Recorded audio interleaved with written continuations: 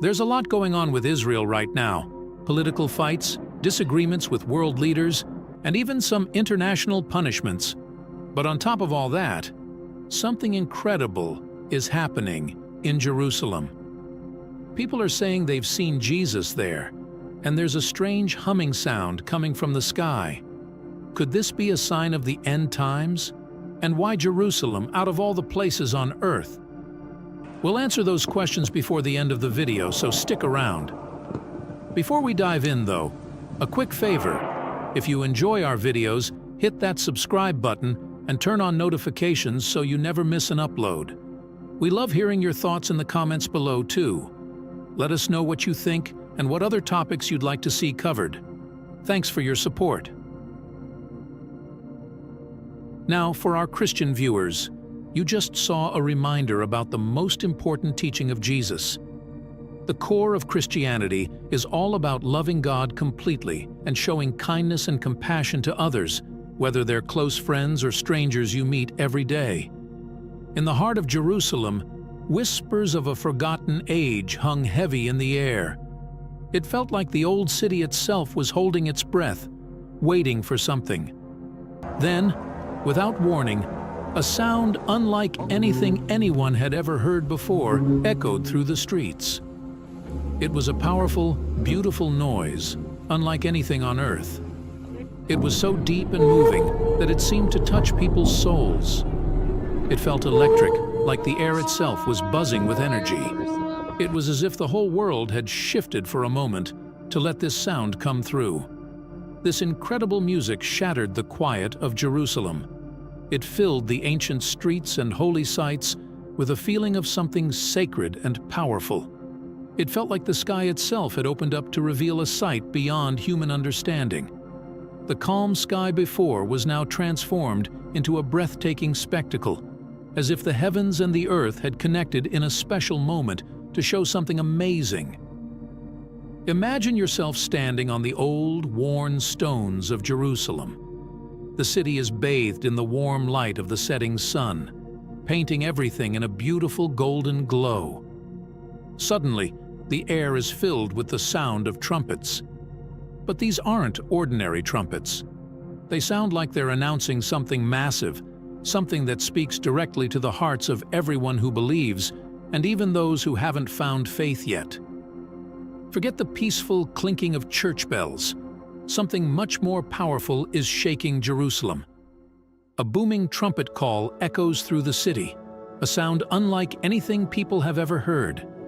It's clear and strong, filled with mystery and a grandeur that stops everyone in their tracks. It's both amazing and a little scary, a sound that seems to come from another world. This trumpet blast fills the air, even louder than the setting sun's glow. It paints a breathtaking picture in the sky. And then, along with the sound, a figure appears, bathed in the golden light. It's tall and majestic, easy to see against the old buildings below. It has a kind but powerful face, and everyone can't help but stare. The figure wears flowing robes that seem to move on their own, and it feels like something wise and holy is standing right there. The figure looks exactly like the pictures of Jesus Christ we've all seen in books and paintings. It doesn't say a word, but just being there fills everyone with a sense of peace and calm. People who look at it feel a deep sense of serenity. As the figure floats in the sky, glowing with an otherworldly light, whispers erupt through the crowd. Many believe they're seeing Jesus himself. Drawn by the trumpet and overwhelmed by the feeling in the air, they talk about seeing visions and prophecies come true. They think this might be a sign from God, a message of hope for a city filled with problems and fear. So, you might be wondering by now, is this a sign of the end times? Well, there's one way of looking at it based on religious prophecies, especially Christian beliefs about the end of the world. The last book in the Bible, Revelation, talks a lot about what will happen before Jesus comes back and the world ends. There's even a part about figures from heaven and trumpets signaling the apocalypse. So, For some people who believe strongly in the Bible, seeing someone who looks like Jesus and hearing a loud trumpet could definitely seem like a sign from the book of Revelation coming true, and that the end is near. The Bible verse Revelation 1:7 says, "Look, he is coming with the clouds, and every eye will see him, even those who pierced him, and all peoples on earth will mourn because of him." So shall it be. Amen. In this part, the writer John is describing what it will be like when Jesus comes back to earth. It's important to remember the difference between the rapture, which is when Jesus takes believers up to heaven, and the second coming, which is a public event everyone will see. John says here that everyone will see Jesus at the second coming. There are other Bible verses that talk about what will happen in Israel before the second coming, too. Zechariah 12:10 says, "And I will pour out on the house of David and the inhabitants of Jerusalem a spirit of grace and pleas for mercy, so that when they look on me, on him whom they have pierced, they shall mourn for him, as one mourns for an only child, and weep bitterly over him, as one weeps over a firstborn." This verse talks about a time when people in Israel will realize they hurt Jesus and feel sorry for it. The Bible offers some clues about what the trumpet and figure might mean. Remember, some Christians believe in the end times, a period of great destruction before Jesus returns to rule the earth. The book of Revelation describes 7 trumpets being blown by angels. Each trumpet blast brings a terrible event or punishment to earth. It's like God's way of announcing judgment and starting the apocalypse. Revelation 8:7 says, "The first angel sounded his trumpet, and there came hail and fire mixed with blood, and it was hurled down on the earth. A third of the earth was burned up, a third of the trees were burned up, and all the green grass was burned up." Many Christians believe these trumpet judgments are signs of God's anger and the beginning of the end times. On the other hand, Revelation 11:15 has a different take on trumpets.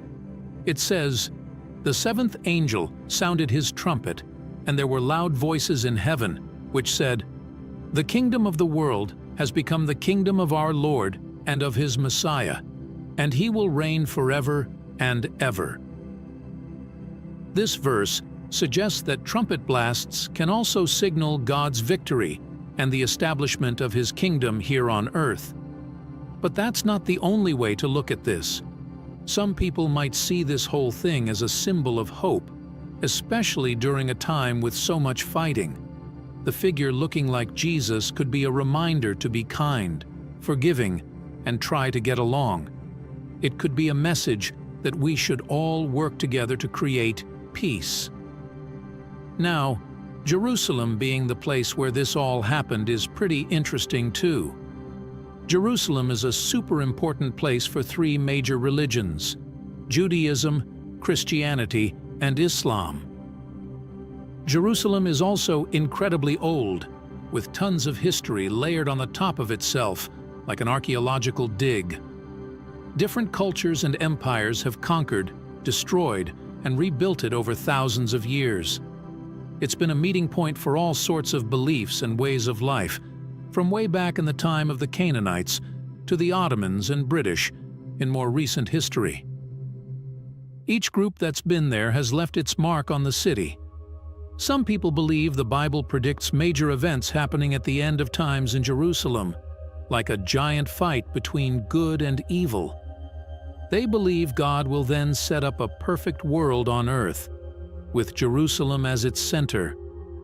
The last book in the Christian Bible, Revelation, talks a lot about Jerusalem and these events. It mentions things like rebuilding a special temple that was destroyed a long time ago, a powerful and evil leader appearing, and then Jesus coming back to rule the world from Jerusalem. On top of the religious significance, Jerusalem's real-world situation adds another layer to why it might be important for this supposed event. The city is a major point of conflict. Both Israel and Palestine claim Jerusalem as their capital city, This has caused a lot of fighting and disagreements for many years. There are important holy sites for Judaism, Christianity, and Islam, all located in Jerusalem, which adds to the tension. This ongoing conflict makes Jerusalem a symbol of arguments, unfairness, and suffering. Here's what's happening now. In recent years, Israel has been criticized for how it treats Palestinians in the areas it controls. Some people say Israel isn't following international rules and is hurting Palestinian rights. This has caused other countries to be upset with Israel and put limitations on them, like not trading with them as much or stopping some Israelis from traveling freely. In recent times, Israel has been getting a lot of criticism for how it treats people in the occupied territories. International organizations and other countries are watching Israel closely because they're worried about human rights, and if Israel is following international rules. Specifically, people are unhappy about a few things Israel is doing. First, Israel keeps building more settlements in the West Bank.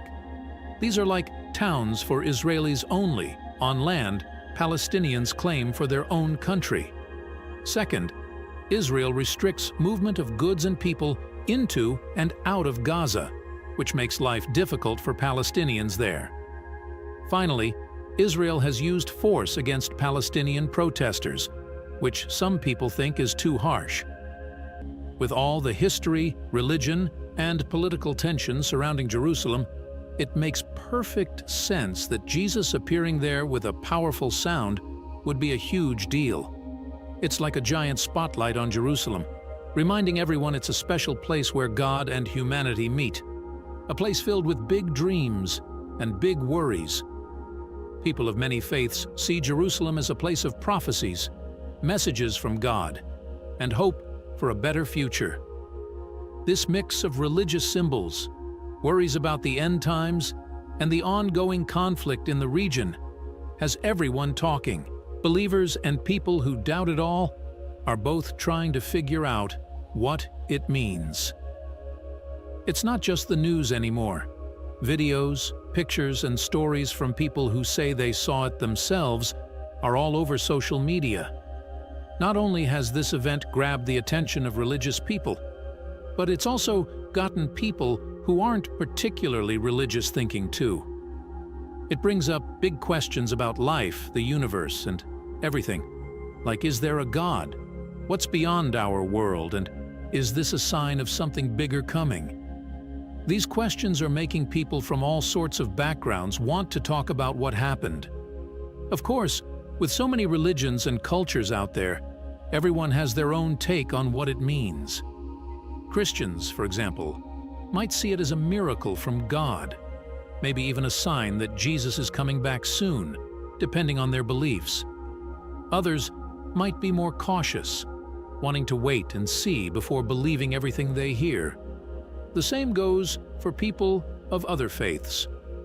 Some might connect it to stories or prophecies in their own religion, while others might look at it from a more practical viewpoint, wondering what it means for society, or even how it might affect people's minds. This event in Jerusalem has people of all faiths and backgrounds talking, sparking debates and conversations about what it means to believe in something, what's real, and how we interpret things. It's not the first time something strange has happened in the sky that people thought was a message from above. Throughout history, different cultures and religions have seen things like comets, eclipses, or even just unusual stars as signs from the gods or spirits. Back in ancient times, people like Pliny the Elder, a Roman scientist, wrote about comets, and Herodotus, a Greek historian, even documented a big sun eclipse way back in 585 BC.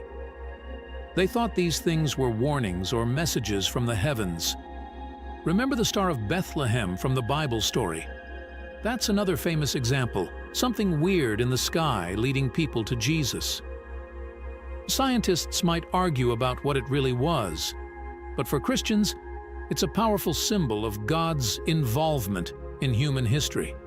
It's not just the Bible, Many cultures have stories about visitors from the sky, like angels or prophets, coming down to talk to people. These stories often involve prophecies, wisdom, or warnings, because humans have always wanted to understand the bigger picture, where we come from, and what happens after we die.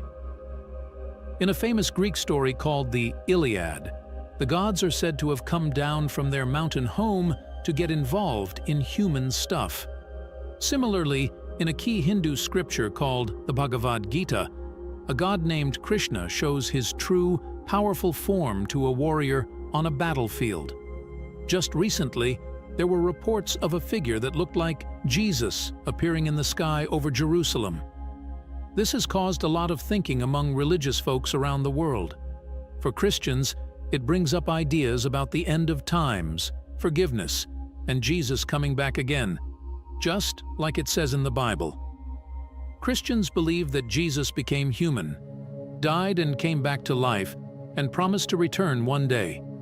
Seeing a figure like Jesus in the sky, with strange things happening in the heavens, strongly connects with these beliefs and gives Christians more hope that what the Bible says will really happen. What's interesting is that this sighting isn't just important to Christians. In Islam, Jesus, who they call Isa, is seen as a prophet who will play a big role in the future. So the sighting of a Jesus-like figure in Jerusalem could also be important to Muslims and might lead to discussions about what this means for the end of times in Islam. People of different faiths see the sighting in Jerusalem in different ways. Christians might think it's a sign that Jesus is coming back again, like the Bible says. But folks from other religions have their own ideas based on what they believe. For Muslims, this sighting has them talking about what the end of times might be like and the special role Jerusalem plays. They believe Jesus, who they call Isa, will return someday as a good leader who will defeat evil and bring peace to the world. The sighting has also gotten Jews thinking about Jerusalem. It's their most holy city, and this event has them discussing what their religious writings say about Jerusalem and the Messiah they're still waiting for. Synagogues, which are Jewish houses of worship, have been holding special classes and talks to explore what this sighting means according to their traditions. People who follow other religions, like Hinduism, Buddhism, or Sikhism, will also have their own interpretations based on their scriptures and beliefs. These interpretations can be quite different, but they often share a common respect for something greater than ourselves and the idea that all religions are somehow connected.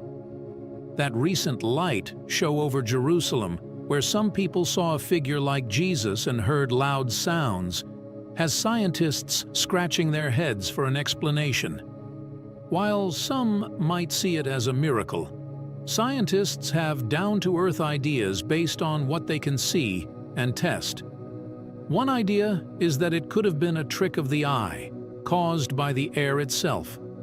Sometimes the air gets all mixed up with hot layers near the ground and cold layers above. This, along with how light bends as it travels through air and even clouds in the sky, can make things appear different than they are. These are all normal things that science can explain, even though they might seem strange or magical, especially if something religious or emotional is happening. Another possibility is fancy new technology. These days, we can create super realistic images that look like they're floating in the air, kind of like a 3D movie, but way bigger.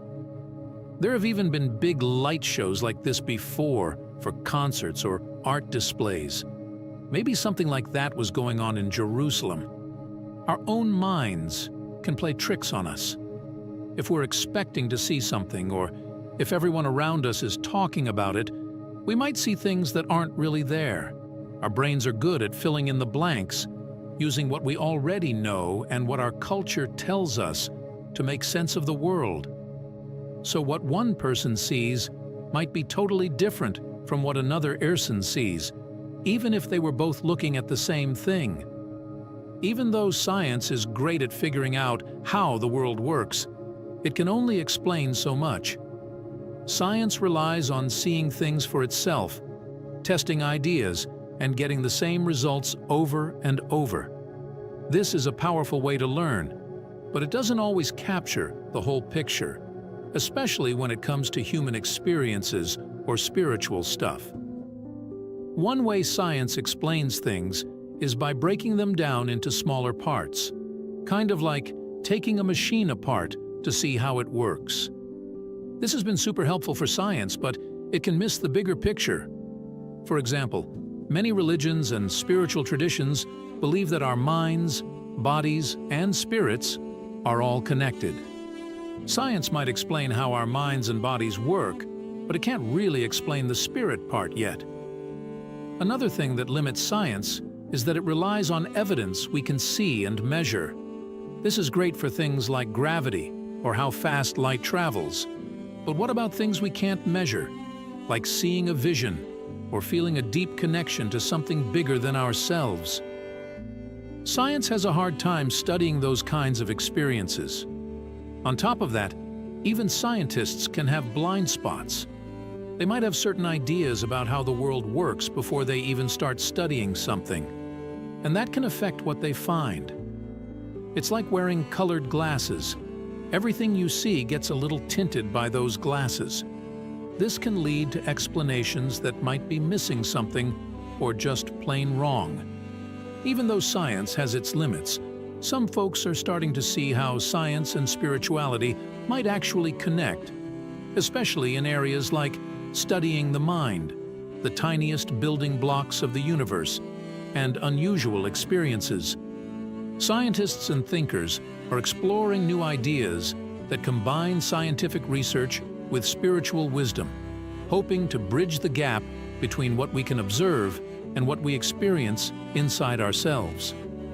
One area they're looking at is consciousness, which is basically how our minds work and what makes us aware.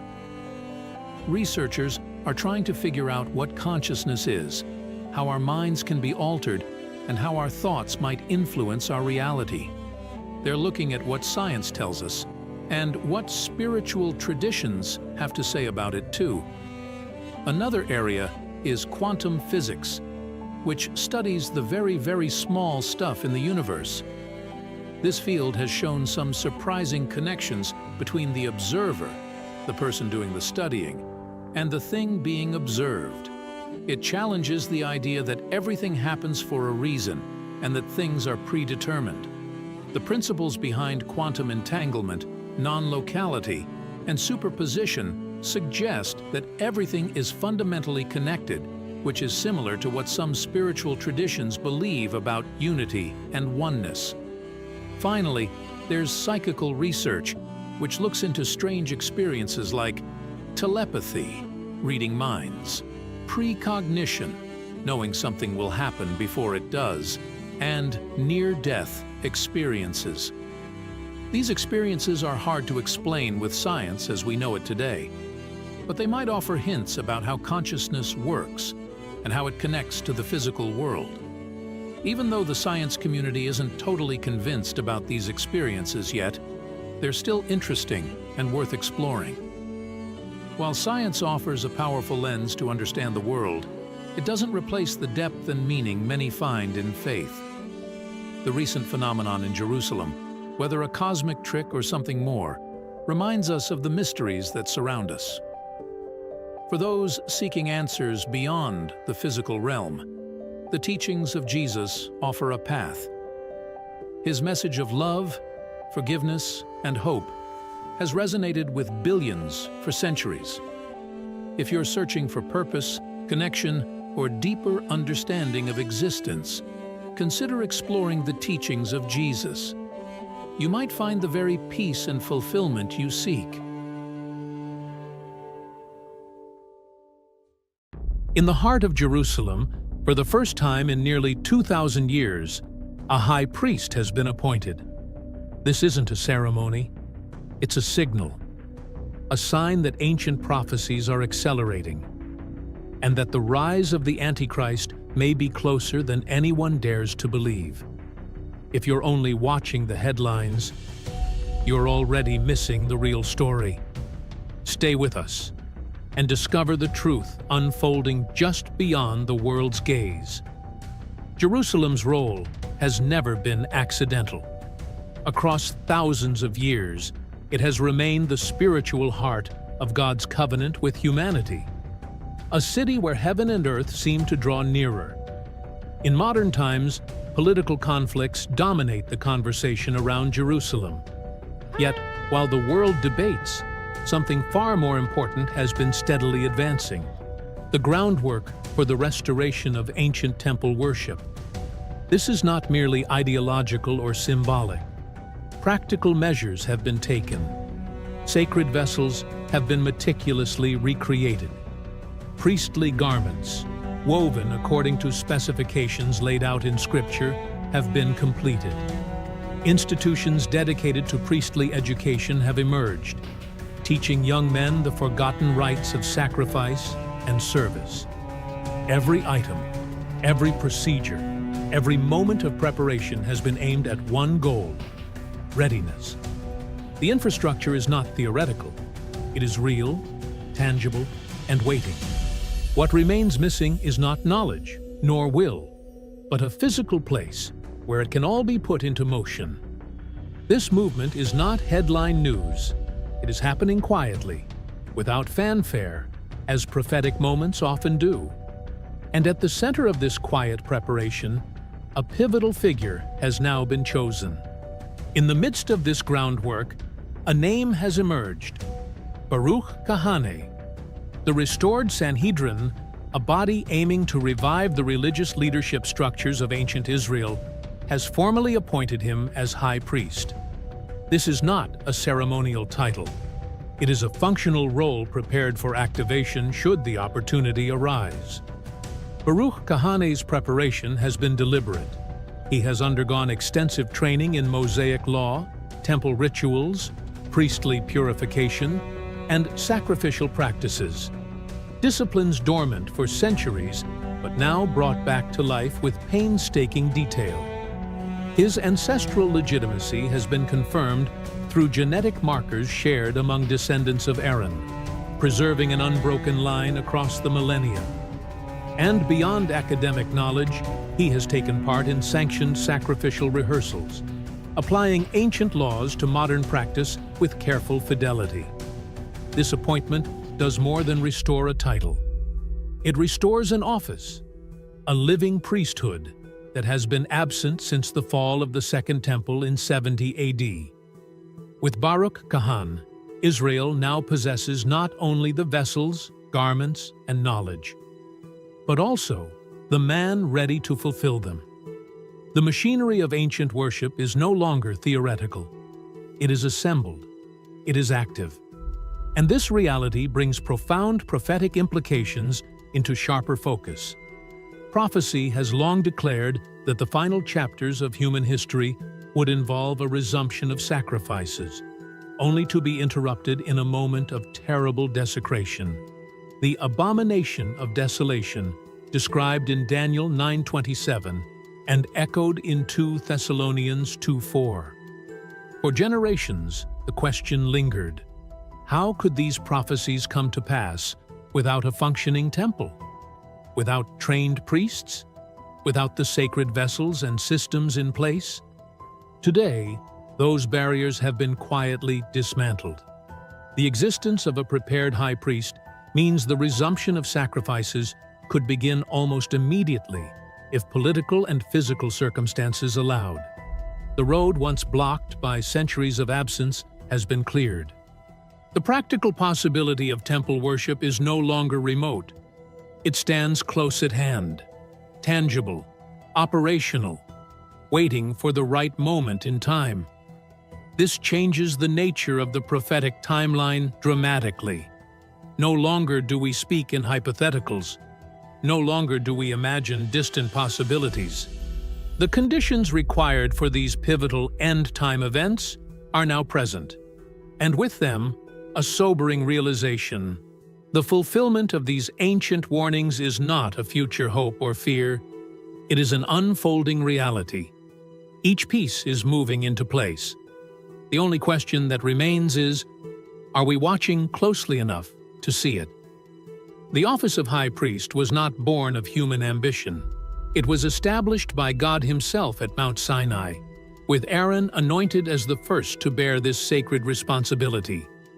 The high priest alone was granted access into the Holy of Holies, the innermost chamber of the temple, and only once a year on Yom Kippur, the Day of Atonement. There, he would intercede for the people of Israel before the presence of God. For centuries, the high priesthood stood as a divine bridge between heaven and earth. But as time passed, corruption seeped into what had once been holy. During the Hellenistic and Roman periods, the priesthood became entangled with political power. High priests were appointed not for spiritual devotion, but through political maneuvering and bribery. It was under this corruption that Caiaphas and Annas, two deeply compromised high priests, conspired to condemn Jesus, fulfilling, though unknowingly, the scriptures they claimed to uphold. In 70 AD, judgment fell. The Romans destroyed Jerusalem and the Second Temple. The sacrificial system was extinguished. The priesthood, once glorious, was shattered, just as Jesus had foretold. Since that day, Israel has been without a functioning priesthood, exactly as Hosea 3:4 prophesied.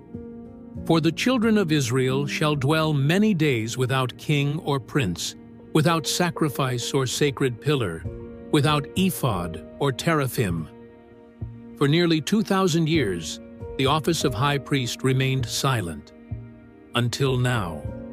For centuries after the temple's fall, talk of its restoration was confined to theology books, synagogue prayers, and whispered longings. It was seen as a future hope, symbolic, distant, even improbable. But that is no longer the case. Today, the Third Temple is not a symbol. It is a tangible project. Physical artifacts have been recreated. Ritual experts have been trained. A high priest has been appointed and is ready to serve. This is no longer the language of someday. It is the reality of now prepared. Every piece required for temple service, vessels, garments, personnel, and procedures, has been assembled with painstaking accuracy. The prophetic clock is no longer quietly ticking in the background. It is ringing, loudly, urgently, for those willing to hear. These developments mark a definitive shift from abstraction to reality, a line crossed without public fanfare, but with eternal consequences. The question is no longer, could these things happen?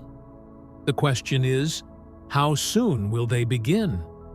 And as the temple system moves toward restoration, it creates the conditions necessary for one of prophecy's darkest figures to step onto the stage.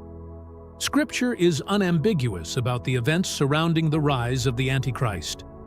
Daniel 9:27 speaks of a covenant made with many, the resumption of sacrifices, and a sudden, violent cessation halfway through the prophetic week. It is in this context that the abomination of desolation will unfold, an act of supreme blasphemy. 2 Thessalonians 2:4 paints the picture vividly. The Antichrist will enter the restored temple, seat himself within it, and proclaim himself to be God. But there is a logical sequence in these events. Sacrifices cannot be stopped unless they have first been restarted. Temple rituals cannot be defiled unless they have first been reestablished. And now, for the first time in nearly 2,000 years, every precondition necessary for these acts to occur is within reach. The system is ready. The priesthood is functional. The altar stands prepared. The vessels gleam under the Jerusalem sun. The machinery of fulfillment is in place. The revelation of the Antichrist no longer depends on theoretical possibilities. It depends only on the moment when the restored temple service is reignited. What was once a distant expectation is now a living reality, poised at the edge of history, waiting for the prophetic spark to ignite.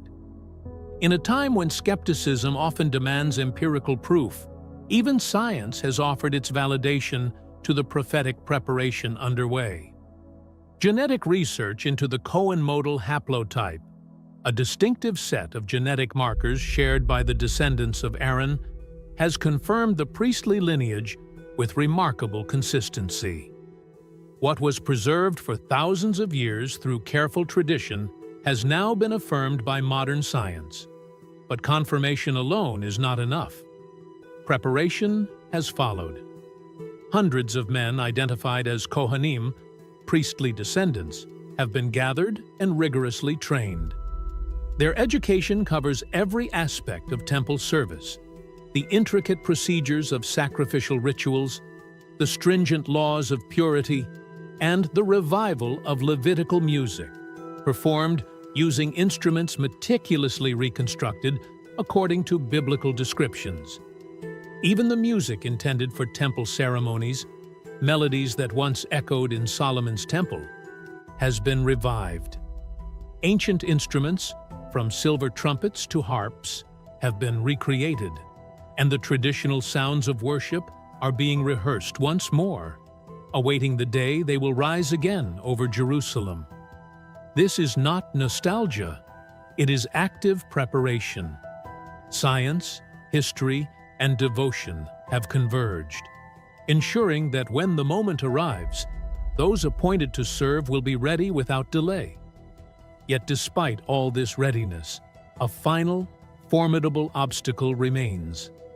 At the center of both hope and tension stands the Temple Mount, the most contested religious site on earth.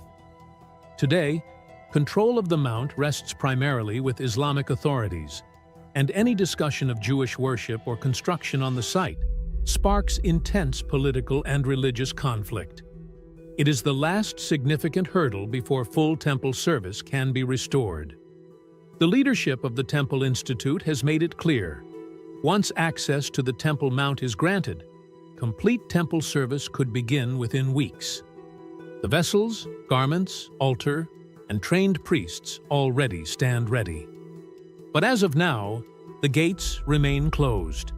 However, history teaches us that geopolitical realities can shift swiftly, often without warning. A political agreement, a religious crisis, or a moment of upheaval could suddenly alter the present restrictions, opening the door for events to move rapidly. What seems immovable today could, under the right circumstances, change almost overnight. Prophecy has never depended on human timing. It unfolds according to divine schedule, often when least expected. Thus, the final preparations rest at the threshold, awaiting only a single, decisive shift. And for believers, the urgency of this moment demands more than passive observation. Amid these historic developments, a sobering reality emerges. Many within the Christian Church remain unaware, indifferent, or even dismissive of the prophetic milestones materializing before their eyes. But ignorance does not delay fulfillment, and indifference does not excuse responsibility. The assembling of these prophetic pieces signals that the time is shorter than many realize. While the restoration of temple service holds profound prophetic significance, Christians must remember an even greater truth. Jesus Christ is already our eternal high priest. His sacrifice was complete, final, and all-sufficient. No earthly ceremony, no future spectacle can replace what he accomplished on the cross. As prophetic events accelerate, deception will also rise. The Church must be spiritually awake, not lulled into fascination with religious pageantry or political movements. The Scriptures warn that signs and wonders will accompany deception in the last days, and the restoration of temple rituals will be a central stage for these coming tests. Vigilance, not fear, must govern the believer's response. Faith must be anchored not in institutions or spectacles, but in Christ Himself, the true mediator between God and man. This is not the time for distraction. It is the time for steadfastness. Conclusion. Prophecy is awakening before our eyes. The preparations are no longer theoretical. The altar is ready. The garments are ready. The priests are ready. The high priest is appointed. Every requirement for the restoration of temple service has been carefully and deliberately fulfilled. Only one barrier remains: access to the Temple Mount. Once that final obstacle is overcome, the stage will be fully set for the last act of the prophetic drama, including the revelation of the Antichrist, who will exploit the restored system for his ultimate deception. These things will not unfold randomly. They are moving according to a divine script written long ago. As the world drifts deeper into turmoil and distraction, Christians must remember that God's Word is unfolding with perfect precision. Nothing is happening by accident. Every piece is falling into place exactly as foretold. Our calling, now more than ever, is clear. Hold fast to Christ. Stay alert. Remain faithful. The days ahead will test every foundation. But those who stand on the unshakable rock will endure and overcome. For prophecy is not asleep. It is awakening before our eyes. After years of waiting, a perfect red heifer has finally been selected. A perfect heifer without a single blemish. For the first time in nearly 2,000 years, a perfect red heifer has been found. Free of blemish, never yoked, watched with reverence. To most, it may seem simple, but to those who understand the ancient prophecies, this changes everything. Because according to the Torah, without the ashes of a red heifer, the temple cannot return. And now, that possibility is real. So if the ritual of purification is about to begin, what sacred door is about to open? You might be surprised to learn that everything about rebuilding the ancient temple in Jerusalem comes down to one animal. Not a lion, not a lamb, but a young reddish-brown cow. The Bible in Numbers 19 lays it out clearly. A red heifer, perfect and untouched, is to be burned outside the camp.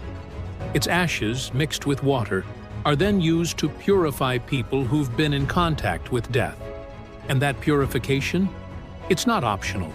Without it, no one, not even the priests, can enter the temple, let alone perform any of the rituals. This isn't just some ancient tradition. This is the foundation, a requirement that sits at the very start of everything sacred that followed. And here's why it matters now. Without purification, nothing else can happen. No sacrifices, no services, no restoration of what once stood on that mountain. In Jewish tradition, the red heifer is so rare, so essential, that the rabbis say only 9 have ever been offered since the time of Moses. The 10th, they believe, will be prepared in the days of the Messiah. Whether you see that as prophecy or preparation, the implications are enormous. Because today, in our time, red heifers that meet the strict biblical standards have been identified in Israel, raised in secret, watched carefully, protected from blemish or burden. It's easy to dismiss it as religious curiosity until you realize what's really at stake. This isn't just about a cow. This is about restarting a spiritual clock that's been paused for 2,000 years. And once that clock starts ticking again, it signals something much bigger, something unfolding right before our eyes. But purification is just step 1. After that, come the builders. In the quiet hills of Samaria, in a place called Eli, you can hear the sound of hammers on stone. They're preparing stones meant for something sacred, measured, cut, set aside, for the future altar of the Third Temple. This is real. It's happening now. And some of the people leading it aren't just craftsmen or rabbis, they're political leaders. One of the most recognizable names is Moshe Feiglin, a former member of Israel's parliament who has long advocated for Jewish prayer rights on the Temple Mount. He's not the only one.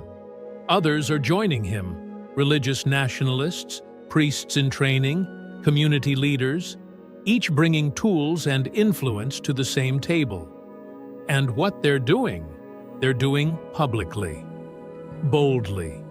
As one of them put it, "We're not waiting anymore. We're acting." That sentence says everything. For decades, discussions about rebuilding the temple lived on the edges of public life. Now, they've moved to the center, where faith and politics are starting to intertwine. It raises big questions. What happens when belief stops being just private devotion and starts shaping real-world decisions? What does it mean when politicians and priests start building together? Literally? Throughout Jewish history, the temple has been more than just a building. It's been a symbol of unity, sovereignty, divine presence. And so, laying even one stone toward that future is a massive step. Some see it as a spiritual revival, others as political tension waiting to explode. But whatever your view, one thing is clear: the stones are being prepared, not in theory, in reality. And while many around the world aren't watching yet, the foundation is already being laid. Now, the question shifts. If the stones are ready, what else is in place? For a long time, talk of the Third Temple felt more like a metaphor, something spiritual, symbolic, maybe even far off. But that's no longer the case. Walk through the Temple Institute in Jerusalem, and you'll see something remarkable. The ancient vessels of temple worship, rebuilt, not replicas, not artistic renderings, actual functioning items crafted down to the last biblical detail. There's the menorah, over 6 feet tall, made of solid gold. There are garments for the priests, stitched according to instructions given to Moses. The table of showbread, silver trumpets, incense altars, they're all there, ready. Not imagined, ready. This isn't the work of just one group. The Sanhedrin Council, a re-established body of Torah scholars and legal experts, is involved too. They've mapped out procedures, identified qualified priests through DNA records, and conducted trial runs of temple ceremonies. And maybe most surprising of all, they have blueprints, actual architectural plans for the Third Temple, based not on guesswork, but on detailed biblical descriptions, rabbinic sources, and years of research. So now we're looking at something very real. This isn't just a dream anymore, it's a project, waiting for the right moment. Of course, there's still one enormous obstacle: the Temple Mount. It's one of the most contested pieces of land in the world, sacred not just to Jews, but to Muslims and Christians alike. Any move to build there would spark international reaction. Some fear conflict, others see fulfillment of prophecy. But regardless of the tension, the fact remains: the preparations are done. The items are made. The people are trained. The plans are in place. Which brings us to the real question: if everything is ready, what's stopping them? And perhaps more importantly, how much longer can it be stopped? Because once the spiritual and the political align, the story changes. And for those watching closely, that change may already be underway. In Israel today, the political atmosphere is shifting, and it's not just about economics or foreign policy. It's about identity. Behind closed doors and in public squares, a deep tension is rising between the country's religious and secular sectors. For decades, the State of Israel has tried to balance its modern democratic identity with its ancient biblical roots. But that balance is starting to strain. Among Orthodox communities, the call is growing louder. It's time to bring the temple back, not just as a symbol, but as a national expression of purpose. To them, it's not merely a religious aspiration. It's a return to covenant, a return to destiny. And at the center of this pressure stands one man, Prime Minister Benjamin Netanyahu. Long known as a master strategist, Netanyahu now finds himself navigating the tightrope between growing religious demands and global diplomatic pressure. He's receiving increased support from leaders in the temple movement, those advocating for Jewish access, preparation, and eventual reconstruction of the temple. These aren't just fringe voices anymore. They're rabbis with followings, lawmakers with influence, activists with momentum. Behind the scenes, meetings are happening.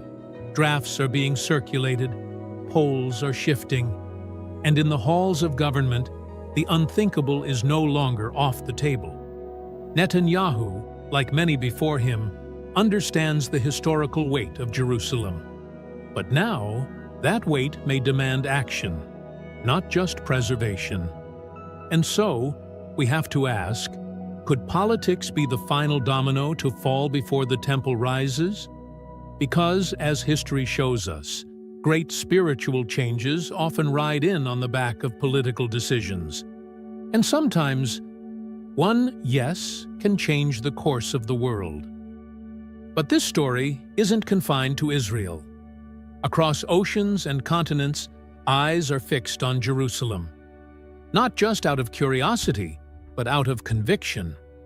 In the United States alone, millions of evangelical Christians believe the temple must be rebuilt to fulfill biblical prophecy. Specifically, Revelation 11, which speaks of a temple standing in the last days, measured, watched, and ultimately shaken. To many, the restoration of the temple is not a theoretical hope. It's a necessary piece of God's plan. This belief is one of the driving forces behind Christian Zionism, a movement that supports Israel not only for political reasons, but as part of a divine timetable. And it's had very real influence. In 2017, President Donald Trump officially recognized Jerusalem as the capital of Israel, a historic move. For many in the evangelical world, it echoed the biblical figure King Cyrus, the Persian ruler who enabled the Jews to rebuild their temple after exile. Trump was even compared to Cyrus in public speeches and religious broadcasts. Commemorative coins were minted with both faces side by side, Cyrus and Trump, marking what some saw as a prophetic fulfillment in real time. So, where does that leave us now? American policy, driven in part by theological belief, continues to shape the landscape around the Temple Mount. Funds, influence, and diplomatic protection have flowed in from Christian groups who see the rebuilding of the temple as part of God's end-time script. Which raises a startling question: is international politics unknowingly paving the way for prophecy? Because while world leaders debate borders and treaties, something far older is stirring beneath the surface. Something that speaks not of democracy or diplomacy, but of destiny. And once the foundation is laid, the prophetic clock ticks faster. Long before any of this, a prophecy was given. It came from the mouth of a man called Daniel, taken captive in Babylon. His words would echo through centuries, etched into what we now call the 70 weeks prophecy. Found in Daniel 9, this prophecy lays out a divine timeline, 70 weeks of years, marked by the rebuilding of Jerusalem, the arrival of the Anointed One, and then a final, terrifying phase. The last week, the final 7 years, is what many believe holds the key to understanding the end of the age. Within that final stretch, Daniel speaks of an abomination of desolation, where someone profanes the holy place, someone who sets themselves up as God. So here's the sobering thought. Could the birth of the red heifer, the cutting of the stone, the political shifts in Jerusalem, all be signals that this final week is drawing near? Theologians are divided. Some believe that once the temple is rebuilt, it will welcome the true Messiah, ushering in an era of peace and redemption. Others fear a darker possibility, that a false Messiah, a deceiver, will step into that holy space, fulfilling Jesus' warning in Matthew 24, where he said, "When you see the abomination that causes desolation, standing in the holy place, let the reader understand." It's not just a theological debate anymore. It's a real-world question with real-world implications. If the temple rises, who will enter it first? Because the structure may be built with human hands, but what enters it will shape the fate of nations. And so, the countdown continues. Quiet, steady, unstoppable. The prophecy of Daniel is no longer confined to ancient scrolls. It may be unfolding, moment by moment, in our own time. Look up, beyond the politics, beyond the stone and ash. Look to the skies. Because lately, the heavens have been anything but silent. In recent years, we've witnessed a rare series of blood moons, some of them aligning with major Jewish feasts: Passover, Tabernacles, and Tisha B'Av, the day both temples were destroyed. Astronomers called them coincidences, but to many believers, both Jewish and Christian, they're more than astronomical anomalies. They're signals. Then came the earthquakes, tremors centered around Jerusalem. Subtle, then stronger. Unsettling, as if something beneath the earth is shifting. At the same time, violent unrest has erupted on the Temple Mount. Clashes, tension, and moments where it feels like history is trying to repeat itself. Is it all random? Just noise in a chaotic world? Or is it a pattern? Throughout the ages, Jewish sages taught that when great spiritual transitions were about to happen, heaven would speak. Celestial signs, strange weather, unrest in sacred places, these weren't just happenings. They were warnings. Warnings that the divine order was being stirred.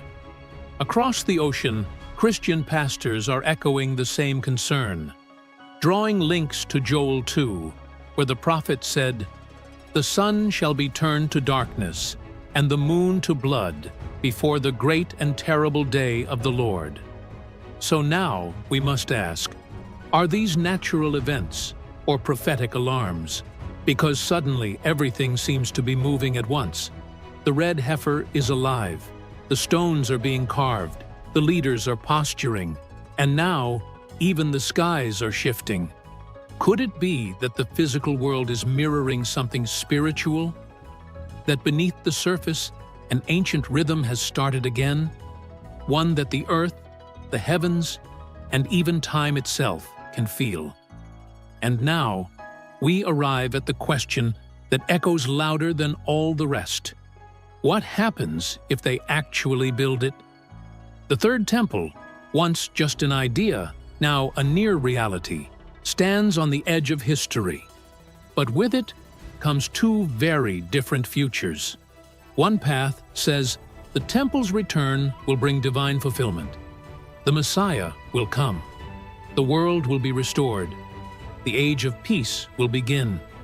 The other path, equally rooted in Scripture, warns of a coming deception, a false peace, a man of lawlessness who will stand in the holy place and desecrate it, ushering in tribulation before the final judgment. The pattern is already in the past. Temple 1, built by Solomon, was destroyed by Babylon after idolatry and rebellion.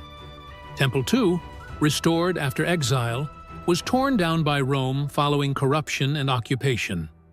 Temple 3, if built, will not just be a building, it will be a stage. But the question remains, will it be a house of peace or the stage for global turmoil. The stakes couldn't be higher. Because this isn't about religion alone, it's about politics, prophecy, and the soul of a nation, and maybe even the soul of the world. And whether one sees hope or danger, the temple's rising will mark the moment when ancient prophecy steps into modern reality, and there may be no going back. We began with a question, a red heifer, a pile of stones, a conflict that never fully rests. But now we see it more clearly. The red heifer lives and has passed the test of purity. The foundation stone has been carved according to biblical measurements. The political winds in Israel are shifting, even straining, and religious passion, once whispered, is now shouted. For the first time in 2,000 years, every piece is in place. Not someday, not theoretically. Now, and that changes everything. We are the first generation in millennia to stand at this threshold, to watch prophecy, politics, nature, and history converge on a single point, the Temple Mount. So now we must ask, not as spectators, but as participants in history, what happens next? Will this temple bring peace or prophecy? The questions may divide us, the answers may unfold slowly, but the signs are growing louder, and the world is watching. So we want to hear from you. Do you believe the third temple will bring peace or usher in end times prophecy? Drop your thoughts in the comments. Let the conversation begin. And if you want to follow this journey as it unfolds, subscribe for updates. From prophecy to politics, signs to symbols, we'll be here to walk you through every revelation. Because history is turning its page, and you're living in the chapter that could change everything. In the ancient heart of Jerusalem stands a gate enshrouded in divine mystery, sealed by the hands of time, whispering tales of prophecy and redemption. This isn't just any gate. It's a portal to history's most significant promise, veiled, waiting for the moment of an epic unveiling. Join us as we unveil the truth about the sealed gate before Jesus came and open it again. Imagine stepping onto the worn cobblestones of Jerusalem, the air thick with history and the scent of ancient mysteries. There, amidst the city's sacred silence, lies a gate unlike any other, shrouded not just in stone, but in prophecy. It's a gate that has stood the test of time, its purpose woven into the fabric of divine destiny. This is the story of Jerusalem's sealed gate, a silent sentinel of faith waiting for the moment foretold when the heavens will herald its grand reopening. But why has this gate, known to many as the Eastern Gate, been sealed for centuries? What ancient prophecies speak of its solemn closing and the breathtaking moment of its destined reopening? Today, we embark on a journey through time, from the gate's mysterious origins, through the annals of sacred texts, and into the heart of faiths that look towards its monumental reopening. We'll uncover the spiritual significance that has drawn pilgrims, prophets, and kings to its steps, and why, even now, it captivates the souls of the faithful worldwide. Prepare to be transported through the corridors of history, to explore the intertwining of prophecy and reality, and to glimpse the future through the lens of the past. This is not just a tale of stone and mortar.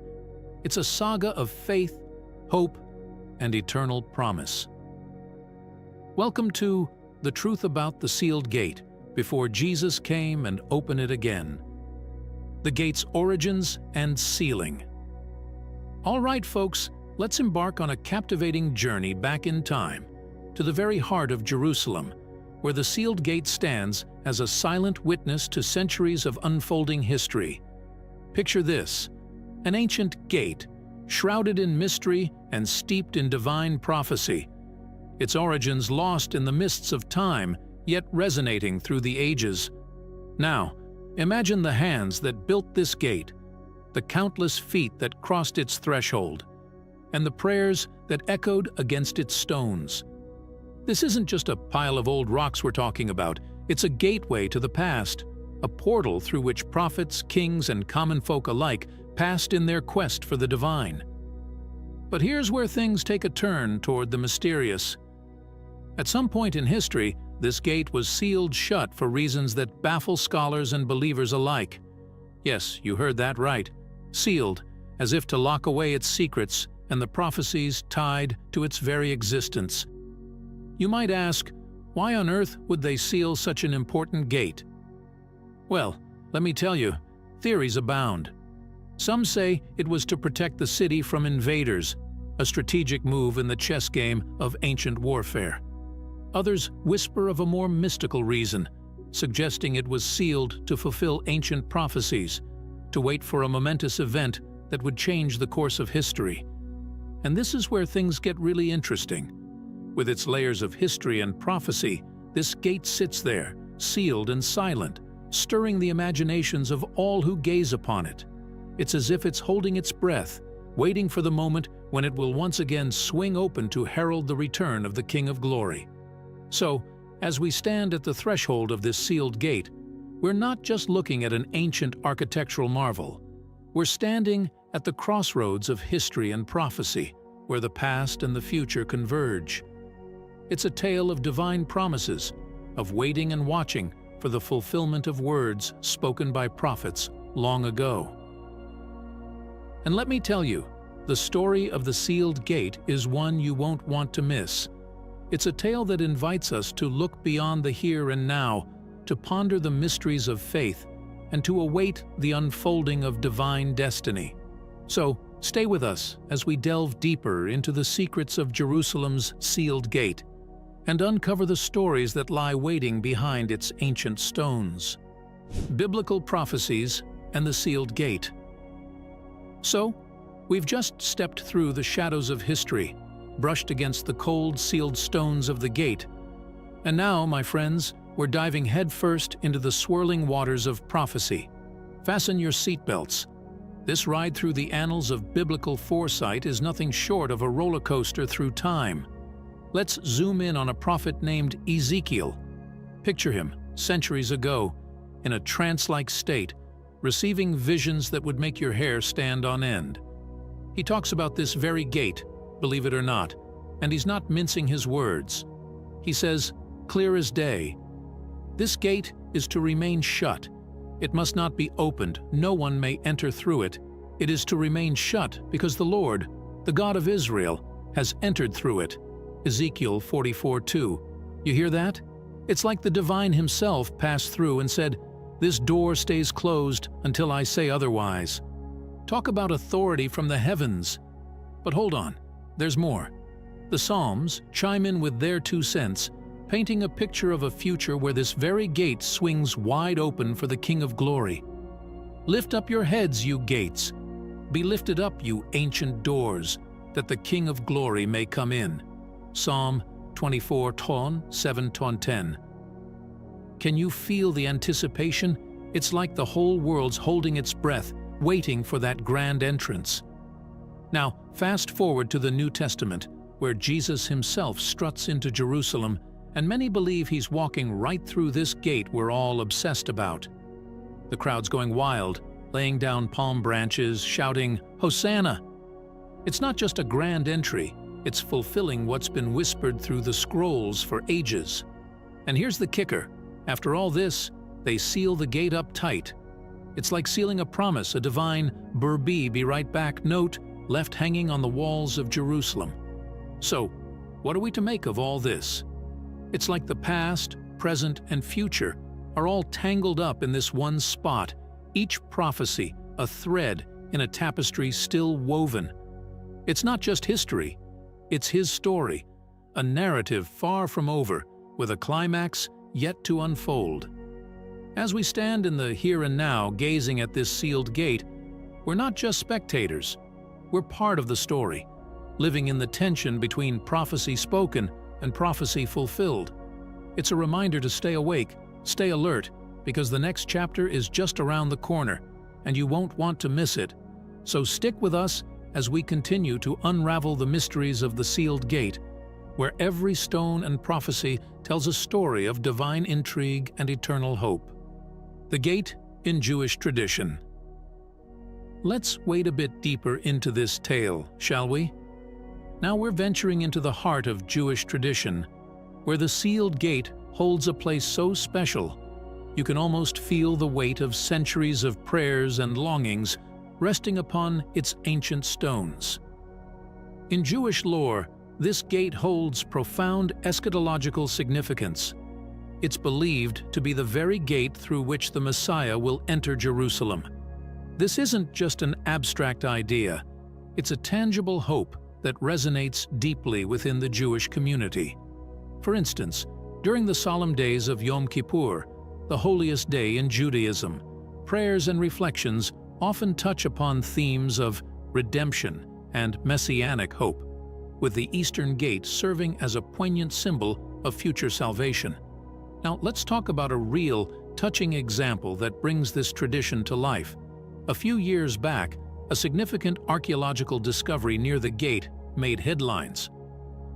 Archaeologists uncovered ancient artifacts and inscriptions that provided a glimpse into the gate's historical and religious importance. This discovery was more than just a historical find.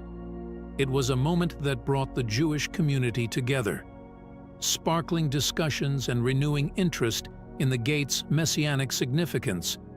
During Sukkot, the Feast of Tabernacles, this sense of anticipation becomes even more palpable. Jews from around the world gather in Jerusalem, many visiting the sealed gate, offering prayers and reflecting on the prophecy of Zechariah, which speaks of the Messiah's triumphant entry into Jerusalem. It's a powerful sight to behold.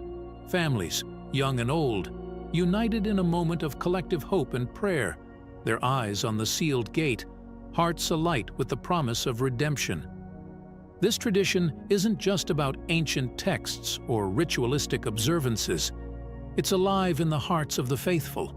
Every glance towards the sealed gate, every prayer whispered in its direction, is a testament to the enduring strength and vibrancy of Jewish faith and tradition, a living, breathing expression of a community's unwavering hope in the promises of their forefathers. So, as we delve into the Jewish perspective on the sealed gate, we're not just recounting tales of old.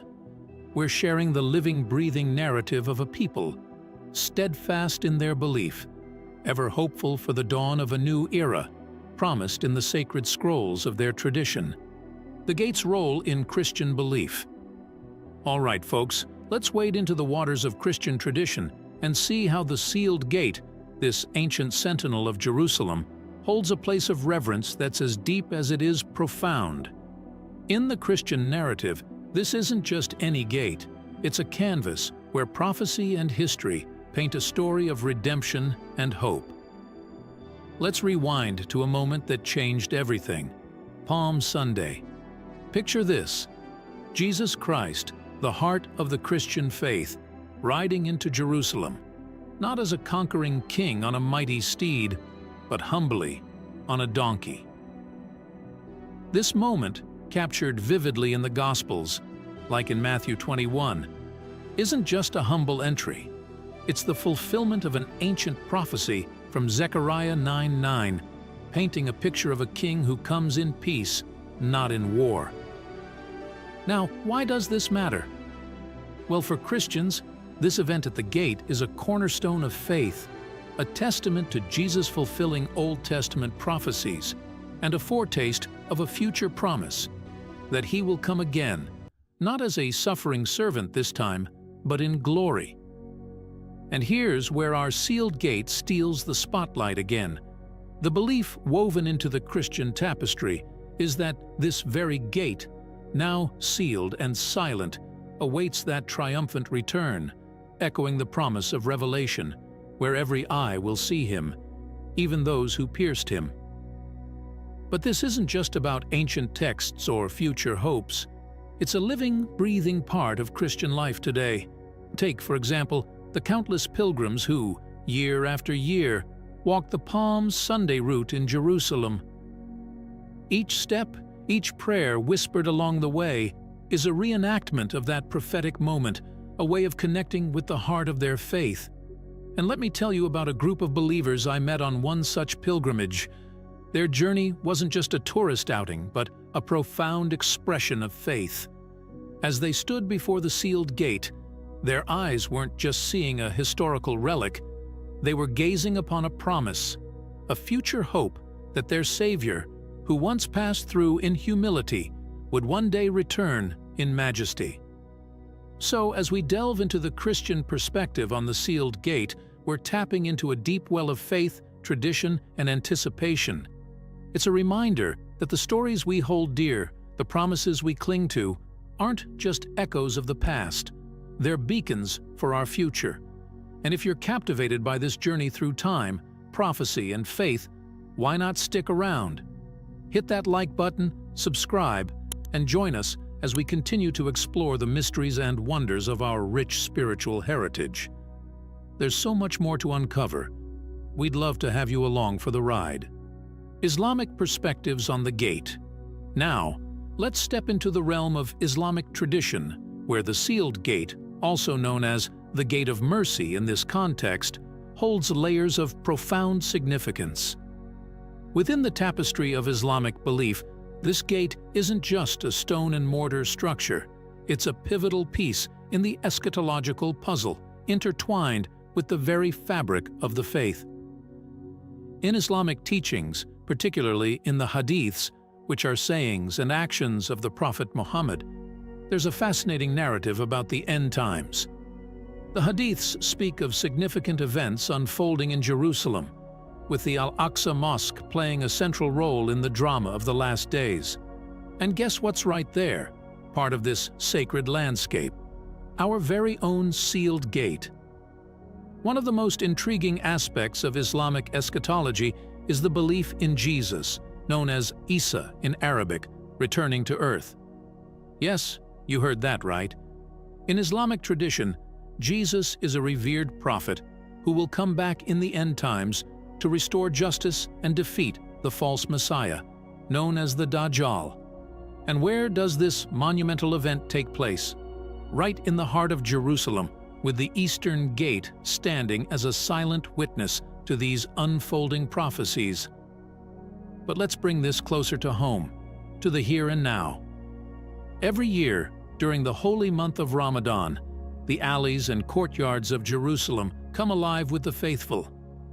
I met this one family, there for the night prayers, and the sense of anticipation, the enthusiasm of their faith against the backdrop of the ancient city was palpable. For them, the sealed gate wasn't just a historical landmark. It was a reminder of their deep-rooted beliefs, a symbol of the divine narrative that's yet to reach its climax. So, as we explore the Islamic perspectives on the sealed gate, we're not just recounting tales of old. We're connecting with a living, breathing tradition that continues to inspire millions around the globe. It's a story that bridges past and future, weaving a rich tapestry of faith, prophecy, and eternal hope for a world redeemed by divine mercy, archaeological insights, and discoveries. All right, now let's dig a bit deeper, literally, into the ground beneath the sealed gate, where archaeologists have been playing a real-life game of national treasure. Imagine these modern-day Indiana Joneses dusting off centuries-old dirt to reveal secrets that the sealed gate has been keeping under wraps. Take, for example, the discovery a few years back when an archaeological team, with trowels and brushes in hand, unearthed remnants right near our mysterious gate. They found pottery shards, ancient coins, and even a piece of clay seal that dated back to the time of the prophets. It was like the ground itself was whispering tales from the past, each artifact a piece of the puzzle in understanding the layered history of this sacred spot. But here's a fascinating twist. During one of these digs, they came across a series of underground chambers that led some to speculate Could these have been part of a hidden passageway? A secret route used by pilgrims or even kings? The thought alone sends shivers down the spine, doesn't it? And let's not forget the local folks who've witnessed these discoveries firsthand. I met a shopkeeper, his store a stone's throw from the gate, who shared how every find, every unearthed relic, brought not just tourists, but a sense of pride to the community. To them, it's more than archaeology. It's uncovering the very roots of their heritage, with the sealed gate standing as a silent guardian over these treasures of time. So, as we delve into the archaeological insights surrounding this ancient portal, we're not just recounting dry facts from dusty books. We're joining in on an adventure where every brushstroke against the soil reveals another layer of our shared human story, all converging right here, at Jerusalem's enigmatic sealed gate. The significance of the gate today. Now, let's dig a little deeper, quite literally, into the archaeological treasures that surround our mysterious sealed gate. You see, beneath the layers of dust and history, archaeologists have been piecing together a story that's as fascinating as any detective novel. Take, for example, Dr. Eilat Mazar's groundbreaking discovery back in 2009. In the shadow of the Temple Mount, her team unearthed a section of a massive wall, believed to be part of the city's fortifications dating back to the 10th century BC, the time of King Solomon himself. Can you imagine? Standing before a structure that might have been gazed upon by kings and prophets of old? But it doesn't stop there. In 2017, another significant finding came to light, thanks to the diligent work of archaeologists from the Israel Antiquities Authority.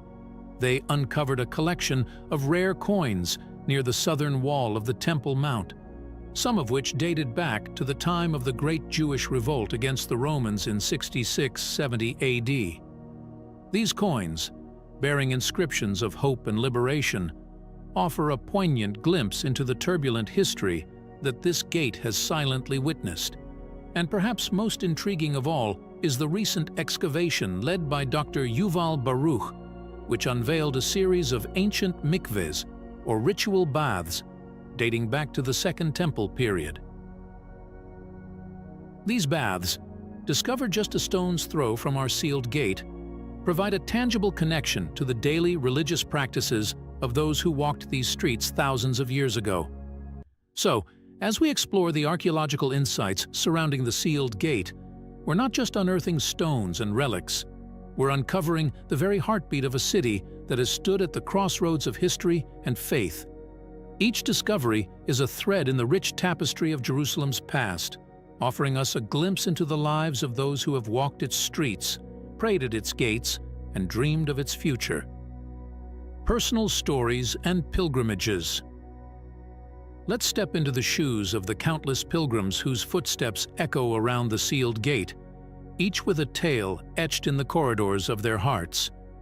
Imagine walking the ancient pathways of Jerusalem, the air thick with history, your heart beating in rhythm with the city's timeless pulse. Consider Sarah, a character inspired by the many who journey here, who in the spring of 2019 found herself standing before the sealed gate. Overwhelmed with emotion, she couldn't help but reflect on the generations that had stood in her place, each with their hopes, prayers, and tears. It was a moment of connection, not just with history, but with a shared human journey of faith and longing. Then there's Michael, drawn from the myriad of voices sharing their experiences. Visiting in the fall of 2020, amid the whispers of the past and the uncertainty of the future, he found a profound sense of peace by the gate, a reminder that amidst life's tumult, there are constants like faith, hope, and the enduring spirit of humanity. These stories, inspired by real emotions and experiences, remind us that each visit, each prayer, and each moment of reflection by the sealed gate adds a layer to its rich tapestry.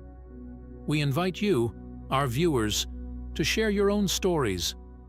Have you ever visited this ancient gate, or a place that touched you deeply?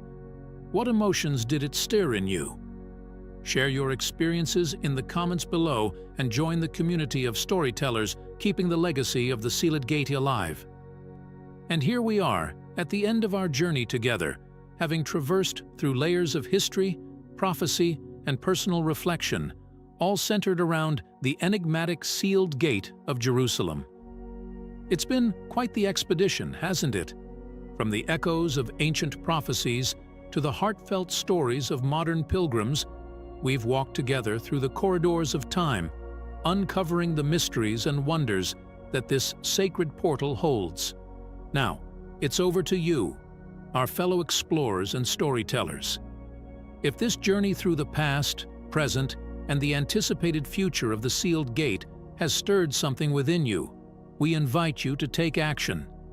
Hit that like button to show your appreciation for our tales, and subscribe to join us on future adventures through history, faith, and the human spirit. Your engagement is the fuel that keeps us exploring, sharing, and connecting. But more than that, we want to hear from you. Have the stories of the Sealed Gate touched a chord in your heart? Do you have your own experiences or reflections to share? Drop us a comment below and become part of this ongoing narrative. Every comment, every story adds another thread to the rich tapestry we're weaving together. As we conclude this episode, let's carry forward the spirit of exploration and wonder that has guided our journey. The Sealed Gate, with its layers of history and promise, reminds us that our world is brimming with stories waiting to be discovered, understood, and shared. Thank you for joining us on this journey. Until next time, keep exploring, keep questioning, and keep the flame of curiosity burning bright.